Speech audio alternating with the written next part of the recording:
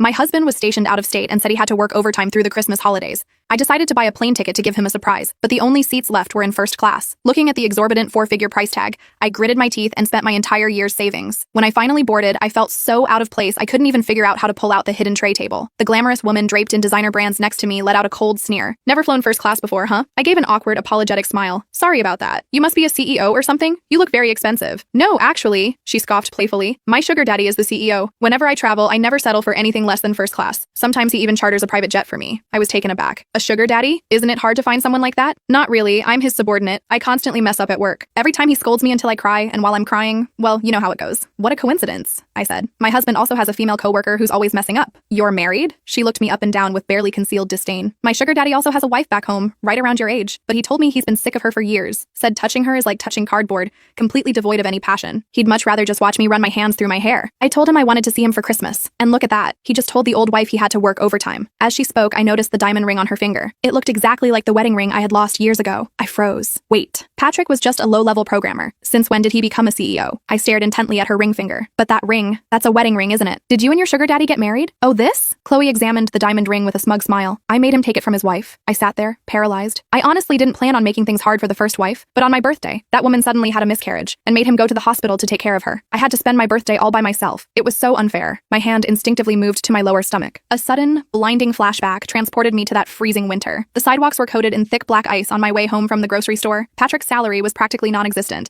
and even a decent used car was a luxury we couldn't afford. I slipped and fell hard onto the concrete. Just like that, my 3-month-old baby turned into a pool of blood. That day, Patrick dropped all his work and stayed by my side for 3 days and 3 nights. But when I woke up from the horror, my ring had vanished along with my child, lost somewhere in the chaos. Patrick had held me tight. It's okay, we'll have another baby. As for the ring, I'll have a new one made for you. I remembered crying and shaking my head. Didn't you say your company was doing layoffs? We need to save our money. Wait until you make it big and then you can buy me a new one. His eyes were bloodshot that day, tears welling up as he looked at me. I'm so sorry. I'm sorry I haven't made any real money. I'm sorry I can't give you a good life. I had just shaken my head. Right beside me, Chloe was still admiring that exact same diamond ring. I forced my voice to stay steady. So, you made him take his wife's ring and give it to you? Yeah, actually he refused at first. He said he wanted to buy me a much more expensive one. Chloe tilted her hand, watching the diamond catch the light. But the only reason that old bitch was acting so arrogant was because she had the title of wife. If I didn't punish her a little, wouldn't she just walk all over me in the future? I clenched my jaw so hard my teeth ached. To be honest, compared to all the other stuff he buys me, this diamond is cheap trash. But it's the principle of it. It's a wedding ring. Chloe smiled at me brightly. If a woman lets herself end up like that pathetic wife, her life is completely over. I grabbed the fabric of my cheap sweater, forcing out a hollow smile. If your sugar daddy is so willing to spend money on you, he must spend a fortune to keep the wife quiet, right? Chloe burst out laughing. She leaned in, whispering near my ear, "Let me tell you a secret. That stupid bitch doesn't even know he's a billionaire CEO yet." Why? I asked, my voice barely a whisper. Chloe admired her diamond-encrusted manicure.